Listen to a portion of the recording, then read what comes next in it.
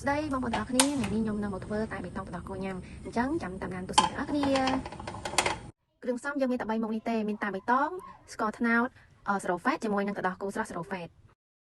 ចាវិធីធ្វើគឺជាដំបូងគឺយើងបើកខ្ទះក្តៅអញ្ចឹងសិនមកហើយបើសិនជាបងប្អូនមានឆ្នាំងអីក៏ដាក់បានដែរណាតែខ្ញុំយកខ្ទះមកដាក់ទៅវាងាយស្រួលឆាជាងហ្នឹងហើយខ្ញុំកាត់តែឲ្យមកចាហ្នឹងហើយពុកជាងនៅចាំខ្ទះក្តៅក៏ចាបន្ទាប់មកពេលដែលខ្ទះយើងក្តៅហើយគឺខ្ញុំចាប់ផ្ដើមដាក់ជាមួយនឹងទឹកដោះគោស្រស់ស្រូហ្វេតណាបងប្អូនប្រើទឹកដោះគោឆៅយើងធម្មតាក៏បានទឹកដោះគោអីក៏បានដែរតែបើសម្រាប់អ្នកសក់គីឡូអញ្ចឹងគឺយើងប្រើទឹកដោះគោស្រូហ្វេតទៅហ្នឹងហើយវាឆ្ងាញ់ហើយវាបានសក់គីឡូទៀតអត់ឡើងគីឡូទេអញ្ចឹងគឺខ្ញុំចាក់នឹងទឹកដោះគោហ្នឹងទៅចាបន្ទាប់មកគឺខ្ញុំដាក់ជាមួយនឹងតែបៃតងរបស់យើងហ្នឹងដាក់មកល្មមណាបងប្អូនទឹកដោះគោហ្នឹងដាក់មកល្មមដែលយើងញ៉ាំប៉ុណ្ណាគឺយើងដាក់ប៉ុណ្ណឹងទៅប្រហែលជាមួយកែវតូចអញ្ចឹងទៅចាហើយខ្ញុំកូរវាឲ្យសព្វមកចាយើងកូរវាបានសព្វហើយ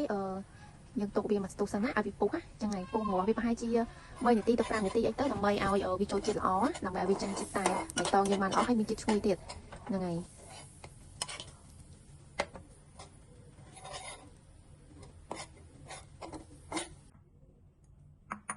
ចាបន្ទាប់ពីតែបៃតងយើងគឺងាស់បាន5នាទីហើយខ្ញុំយកចានជាមួយនឹងកន្ត្រងមួយមកគឺយើងចាក់ត្រងយកកាក់ចាញ់ណាបងប្អូនហ្នឹងហើយយើងចាក់ត្រងអញ្ចឹងមក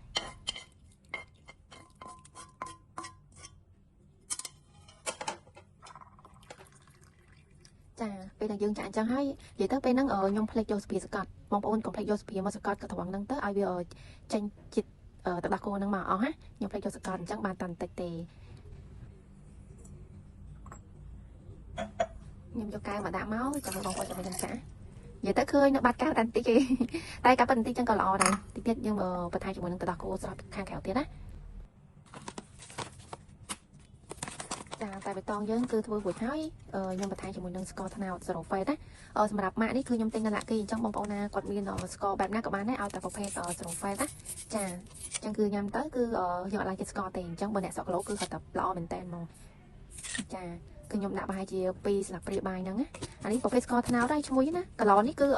ខ្ញុំចាក់ស្ករត្នោតមិនយកមកដាក់នៅក្នុងហ្នឹងឯងព្រោះតែសារដាក់នៅក្នុងកន្លទៅវាបានយូរហើយវានៅឈ្ងុយណាចា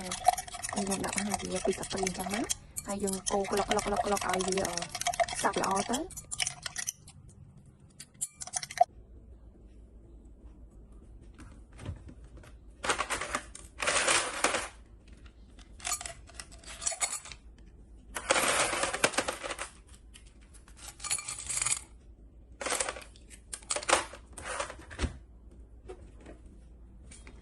នេះគឺខ្ញុំបន្ថែមជាមួយនឹងទឹកកកមកយើងដាក់ពេញកាំងចឹងមកបន្ទាប់មកគឺខ្ញុំដាក់ជាមួយនឹងទឹកដោះគោស្រស់ស្រូហ្វេតមិញណាចឹងហើយគឺចាក់ឲ្យច្រើនចឹងមកជិះពេញកាំងមកព្រោះតែតែយើងមិនចង់រៀនស្ទើហ្នឹងហើយគឺ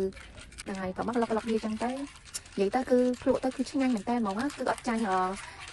វាធីនៅហាងឯងខ្ញុំនិយាយមែនណាតើបងប្អូនចង់សាកធ្វើដូចខ្ញុំញ៉ាំសំខាន់គឺឲ្យលុយតិចហើយគឺឲ្យឆ្ងាញ់ទៀតហើយមើលអ្នកសក់គីឡូគឺហត់តែពិសេសហ្មងខ្ញុំអត់មានដៃ